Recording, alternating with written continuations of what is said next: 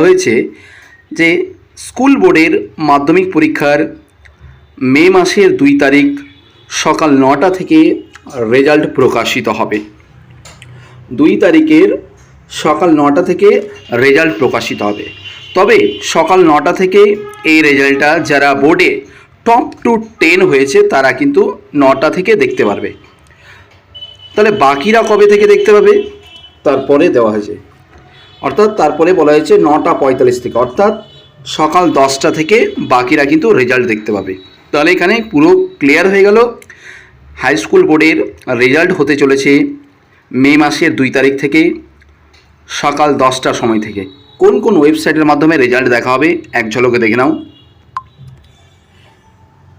এখানে যতগুলো ওয়েবসাইট আছে এই সমস্ত ওয়েবসাইটের মাধ্যমে তোমরা কিন্তু রেজাল্ট দেখতে পারবে, অথবা কেউ মোবাইল অ্যাপের